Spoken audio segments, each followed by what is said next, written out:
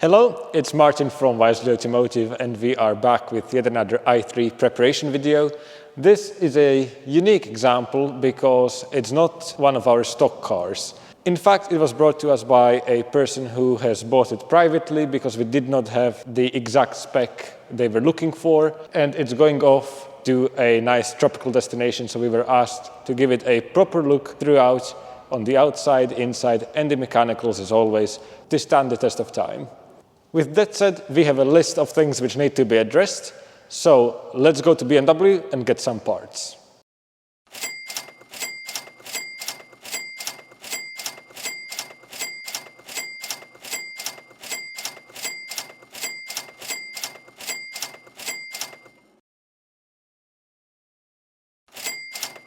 Before we get the car onto our ramp to tackle the bigger issues, we start with the little things.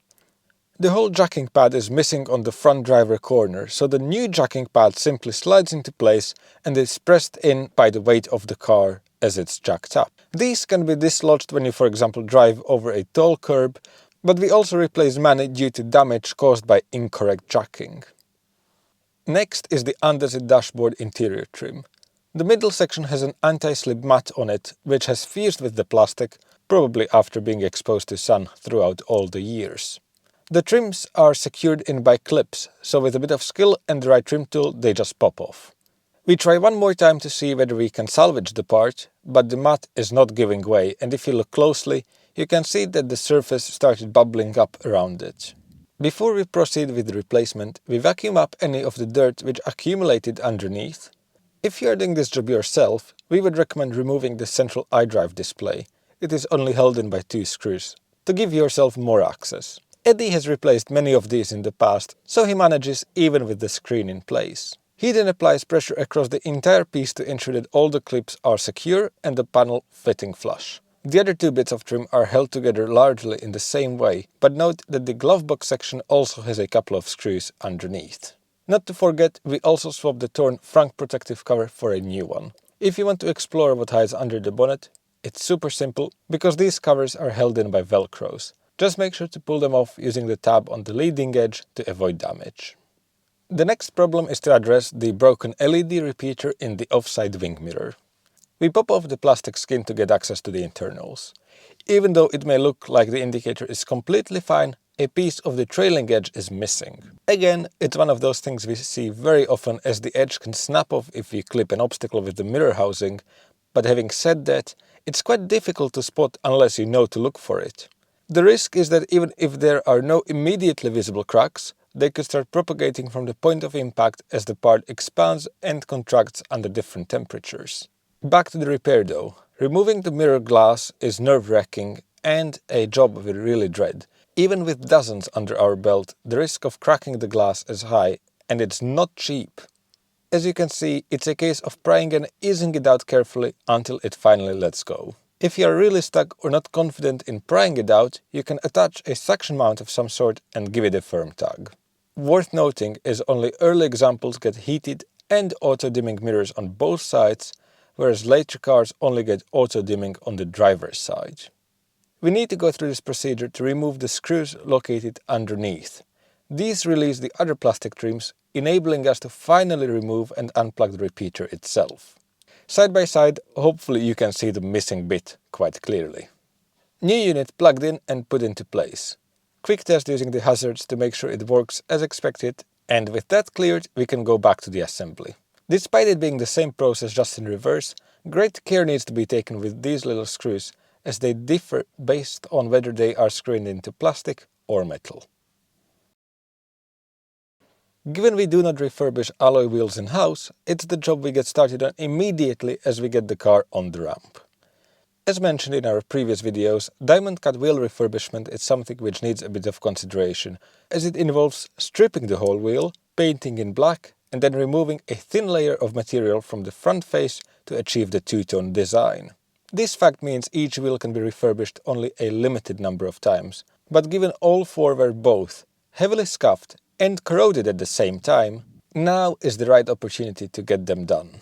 Regarding tires, given the car had 3 worn out Bridgestones and 1 almost new Continental, We settled on using the good Continental and getting 3 new ones to keep the tire matching across both axles. Note how the front wheels use a narrower alloy and tire combination, because despite this i3 being fully electric, the upgraded 428 style wheels result in a staggered setup. If you have no idea what I just said, I will leave a card to our video which specifically covers i3 wheels and tires in the top right hand corner. With the car up, we tick off the front undertray from the list. The old part is broken along the trailing edge, which, just like the jacking pad, can occur if the car came into contact with a large curb or rigid debris on the road. We remove all the bits and replace with the fresh part. It has many mounting points along the edge of the bumper, which are a bit cumbersome as the bumper is quite flexible, but Arthur completes the task in about a minute. The customer stated that the driver's side window has issues going up and down. We have indeed confirmed this. The window would only move in small steps. We tried reinitializing the window regulator, but there was no change to its behavior, so we followed the official BMW guidance, which suggests replacing the part itself. To gain access, the door skin had to come off. Nothing obvious at this point, so we proceed by removing the safety reinforcement bar and unclipping the window wire sleeve to give us extra room. The window regulator, which is essentially a small motor with some basic logic electronics and a gearbox, lives at the bottom of the door. The wiring harness is unplugged and bolts removed, enabling us to take a look at the part. This is where we start noticing that something is not right.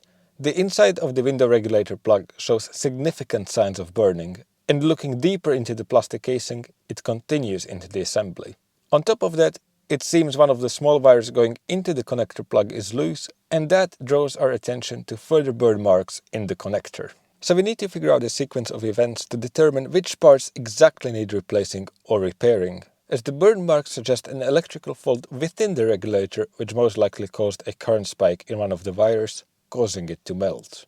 With the new regulator in place, the window behaves just like before, moving up and down but only in short steps, so our attention turns to the wiring. Arthur removes the terminals from the connector housing using a specialized tool and fits them into a new housing. Along the way, he replaces the 2 heat-affected terminals using repair tails from BMW. Not the prettiest of repairs due to the difficult access, but at the end of the day, it's going to work and saves us billing the customer for an entire new door loom. The window now seems to work, so we first make sure the memory of the regulator is clear. This can be done directly from the vehicle by pressing and holding the toggle in the fully down position for about 20 seconds, followed by holding in the fully up position to quote-unquote learn the correct closed window position and enable pinch protection. You may ask, why not keep the old window regulator in place then? Well, the presence of the fault will most likely cause a current spike again, undoing all the work we just did. Not to mention, given this car is being exported, we want to be certain that it will remain in working condition for many years to come. Everything can be reassembled now. The safety bar, while looking quite simple, has a cutout to create enough clearance for the window tightening cog as it moves up and down, so it needs to be installed the right way around. Before the door skin is attached, we need to remove the old plastic clips. These are very brittle and 99% of the time end up breaking, leaving small pieces in the mounting holes. To ensure that the new clips fasten effectively, it's important to remove any remains. In this case, Arthur finds it easiest to vacuum them out. Among the last smaller jobs is the repair of the near side high beam. I am intentionally saying repair. Ideally, we would just replace the part, but for reasons unknown, BMW jacked up the price of these at some point in 2021, from about £71 plus VAT to, wait for it, £315 plus VAT. Despite the fact that the high beams will rarely be used on this example, the unit also houses the indicator, so the customer asked us, for lack of a better phrase, botch this just to secure it as best we can without new parts. And no, it's not a fog light. No i3 comes with front fog lights from the factory. To get the light out, we peel back the front section of the wheel arch liner. In case of the left light, it clips on the right side and is supposed to be secured in using 2 screws on the opposite side of the cutout. As you can see here, the bracket has snapped, so we unplug the wires, the light comes out, but the parts of the bracket with the bolts stay in behind. Once we retrieve those as well, it must have been a very lucky accident because the plastic has snapped off very cleanly. That means we can superglue the edges, and to make sure it stands the test of time, Arthur also reinforces the back face using a metal bar, repurposed from an old wiper blade. It is also important to stick these on the back instead of the front of the bracket, otherwise these might get in the way of where the unit screws into place, resulting in a slightly off-angle fit. We let the glue cure overnight and are very pleased with the result, meaning we can now place the light back. Not only does it look pretty much perfect from the front, it saved the customer a lot of expense. Once tested, we re-secure the wheel arch liner. Now we officially move on to the biggest job on the list, and in fact one of the biggest jobs we regularly see here at Wisely: replacing the motor mounts. This is a problem which early i3 suffered from, but it got rectified by BMW on both software and hardware level. The electric motor is housed under the boot floor and is suspended on motor brackets. These are subsequently held in place by motor mounts themselves, which are small rubberized blocks with mounting points for the arms. Especially under hard acceleration, these are subject to a lot of forces, which in extreme cases would mean the rubber base splitting. If left unresolved, the crack can continue along the entire bottom edge, causing the mount to fail completely, meaning the motor is no longer attached to the vehicle. Not a good situation to be in, especially as it can damage some of the surrounding electronics if it fails at speed. To get started with the job, we remove the protective undertrays. Unlike the front, these parts are solid metal and bolt on along the edges.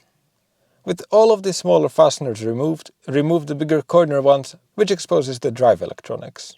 On the top side, the boot floor is removed. These earlier models had the part manufactured using CFRP like the rest of the chassis, but BMW switched to metal later on, mostly due to cost saving. It is secured using bolts, which you may assume are easy to take out, but they screw into rubber sleeves. If over-tightened, the sleeves spin as you're trying to unscrew them, making them next to impossible to remove, which is the case on a couple here. With the cover off, as you can see, we are in the high voltage territory, so even though we are not working on the electronics directly, we disable the high voltage system using the safety isolator under the bonnet, confirming the drivetrain is de-energized on the instrument display. This not being a range extender, we get started with the easier right side. The ground lead is unclipped and removed from the arm. There are two of these, one on each side. As you can see, it's a shame BMW did not repackage the electronics a bit differently for the versions without the racks, as there is otherwise a lot of wasted space under the boot. Anyways, moving on with the repair. We brace the motor using a professional jack right in the middle. The positioning is important to make sure it does not slide off and does not subject the other, opposite motor mount to excess stress. Not that important now as it will be replaced, but crucial later on as it would undo all of our work. First, the bolts on the motor are removed, followed by the one going through the mount itself, accessed from the outer side of the wheel arch. The mount is just press fit into place, so it's carefully hammered out from the inside, dropping out by the suspension assembly. When inspected, we can truly see the scale of the problem. Dry as a bone with all of the oil drained through the crack. Further comparing the old and new designs side by side, the overall shape of the right bracket seems unchanged, but because the size of the motor mount bolt has increased, the whole bracket needs to be replaced as well to ensure compatibility. If this was a younger car which already had the new bolts and hence brackets, only the rubber motor mounts and the single-use bolts would need replacing, considerably reducing the labor for this job. Truthfully, it is very unlikely to need doing on newer vehicles though, as the increase in bolt size is not the only change on the motor mounts. They feature a much more pronounced stopper, reducing the maximum angle the entire motor assembly can rotate by, which would result in a further increase in lifespan. One interesting point is that the hole on the earthing bolt does not come pre-tapped, so we need to do that before putting the parts in. All goes well and we can attach the lead, fasten the bracket to the motor using fresh bolts, hammer the new mount in place, marry it to the bracket and fasten using fresh bolt from the outside as well. At this point, it's worth explaining that BMW's official guidance for the entire job involves removing much of the suspension and dropping the entire drive unit out of the vehicle, which is why, at a main dealer, this job would set you back thousands of pounds. Our tried and tested technique, which you are seeing here, is how we are able to reduce the cost of this job substantially. With the right side done, we move on to the left, which is a lot more challenging. Firstly, the access is quite a bit more restricted, but in essence, we are undoing 3 bolts, just like on the opposite side, though the access is so tight that we can't even show you on camera. With a bit of team effort, the bracket eventually comes out. Side by side, we see a much bigger difference here. The old part used to be plastic, and even though we do not have anything against plastic parts, especially on a car which is meant to be lightweight, it seems like BMW reconsidered the decision, as it is now made of aluminium, just like the opposing bracket. It also utilizes the updated, more robust bolts and bigger stoppers in the mounts. Everything is put back together, high voltage system energized, and once tested, you can see how the mounts do not move as much as before, even under hard acceleration and braking. We can't help and admire the result for a while.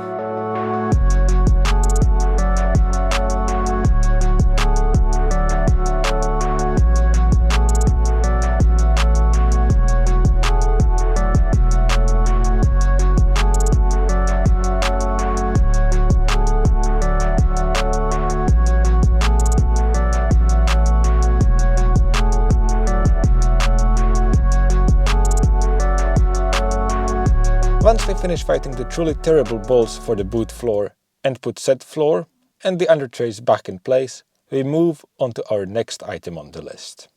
Given the car is going to a place where i3 specific servicing and repairs would be complicated, we advise something which we are generally against: replacing the 12-volt battery before it starts showing the excessive battery discharge when stationary warnings. If you're not familiar, yes, EVs still have a 12-volt battery.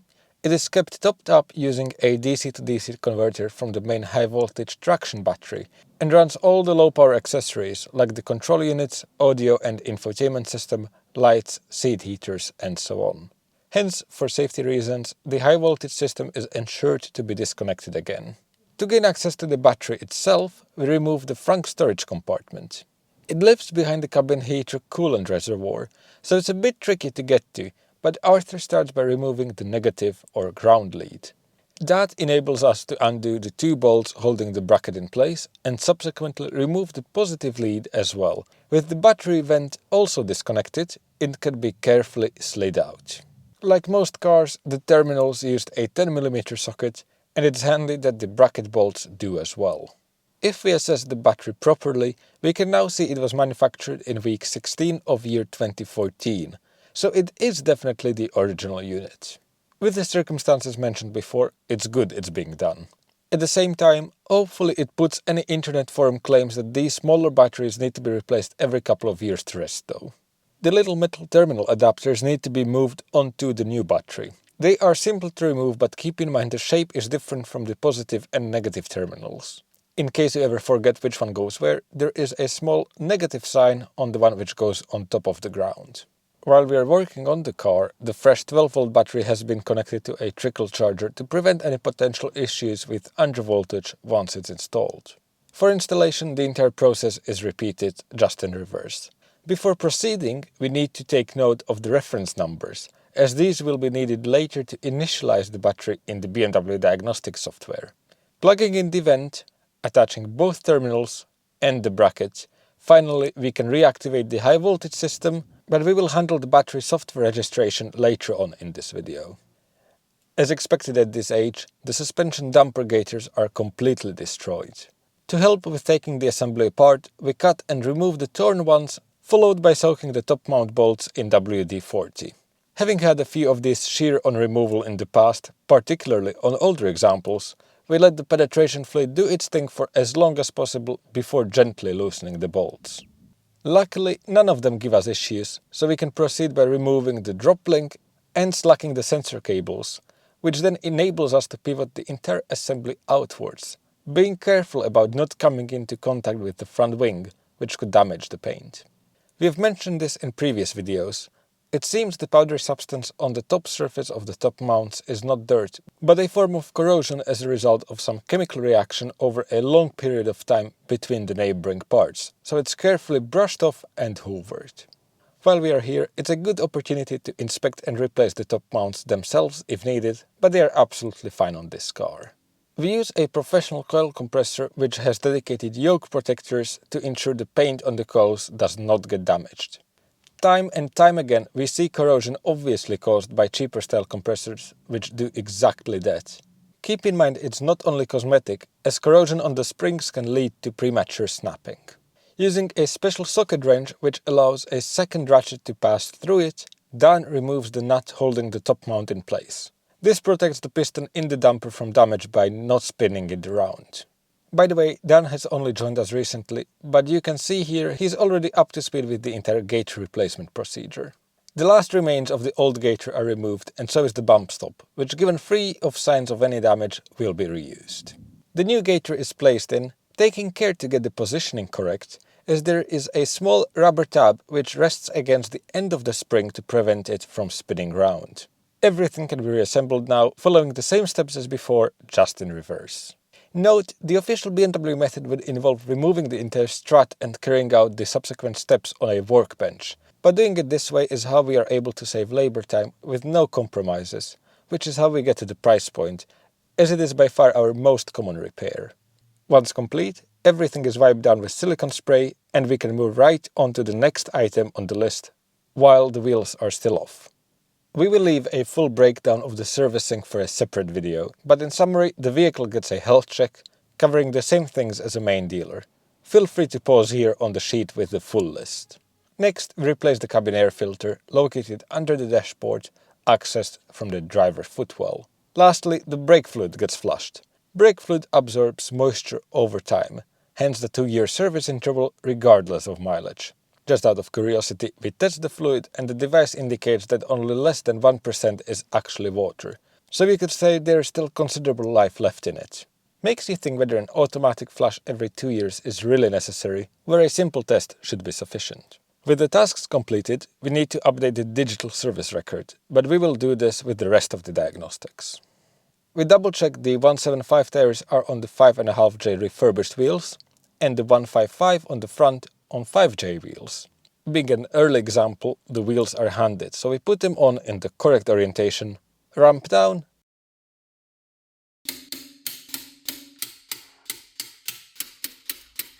torques checked, and time to go for a test drive for a final check. The brakes and suspension behave just as expected, so we can pull the car back in to tackle the last repair on our list, swapping the seat base on the driver's seat. We have one spare driver's seat, which we use for customers who are having their heated seats repaired under our wisely covered warranty, but want to keep on driving their cars. The entire seat of concern is removed from the car, which involves unbolting it from the floor and unclipping the wiring harness. Even if you have the car quote-unquote off, but the 12-volt electronics still on, it throws a driver restraint error, which is persistent, meaning even with the seat back in, you need diagnostics equipment to clear it. Considering the tear is on the base of the seat, it's only the base cushion with the top skin which needs to be moved over. To get started, the adjustment handles need to be unclipped, followed by removing a couple of screws, releasing the side plastic trim, and untucking the edge of the cushion. It is not yet free to slide out though, as the wires from the seat heater and the sensors need to be unclipped and removed through the fabric loop which keeps them in place. Same process is followed on the other seat to get the undamaged cushion out, and reversed on both again with the bases swapped.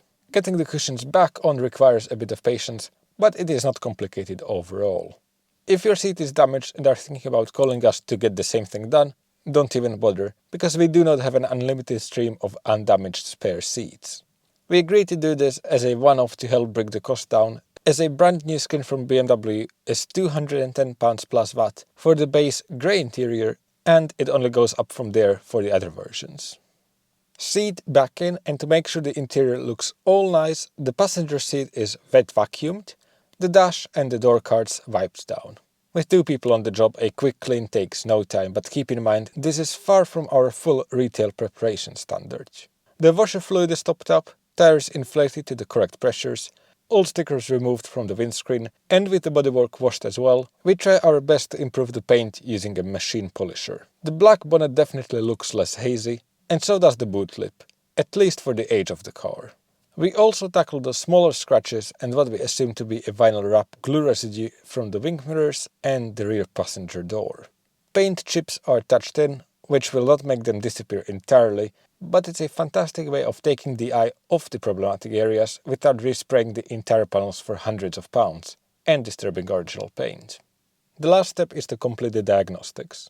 The service can be written to the BMW servers without having the car physically plugged in, as it should download the information through its cellular modem. This can occasionally take a while, as there is no manual way of triggering a pull request from the server. Given other tasks need to be done, we plug the car into the official BMW ISTA system. Access costs €9 an hour, and when started, it fetches data from all the different subsystems in the car. So let's go through the fault list. Window regulator, makes sense given it was actually faulty before removed. The high voltage open circuit faults are related to the fact that we had the isolator open while we were working on the motor mounts and the 12 volt. Exterior mirror faults from where we had to disassemble it to replace the repeater. And driver's airbag and seat belt faults because the seat was taken out while the car was still awake. As mentioned, considering we are already in the system, we can write the service history to the car manually through the wired connection. Next component is the registration of the 12 volt battery, but before doing so, we check the information of the old battery and it was indeed there from the factory, as that used earlier based on the manufacturing date. The new one simply gets registered using the reference number on the label. Given there was a period of time during which the car was without any power, it was not aware of the current time and date, but it pulls that from the laptop as part of the registration procedure. Lastly, as we went through the fault codes, all of those can be cleared. And that's our quite a decent list complete. So as always, let's start the music to show you the finished article.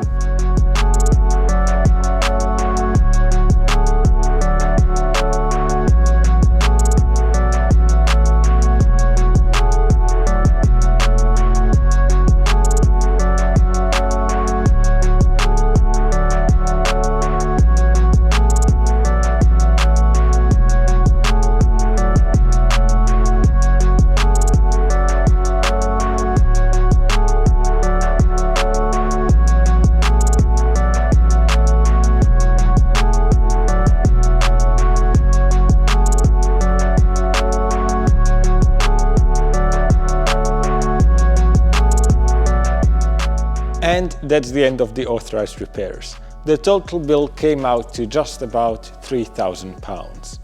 For that price, the customer gets a car which is mechanically safe to drive on the road and also has some of the most significant visual issues addressed as well. If we were retailing this car, we would definitely go quite a bit further. We would properly address the cosmetic issues like the chipped passenger side door skin, the scratches in the front bumper, and so on. On the mechanical side, the front brake discs are not BMW nor BMW equivalent parts, as you can see by the fact that they feature a ventilated design, meaning they are drilled through. We would revert this back to how the car came out of the factory. Likewise, we would definitely also fix the heated front seats, and the whole car would get a much deeper clean and a polish overall. To be fair, I think that's about it. We hopefully covered all the points. If you are looking for an i3 or already have one, we have a series of videos coming out regarding the servicing in more detail, so make sure to subscribe for that. Otherwise, as always, thank you very much for watching and see you in the next one.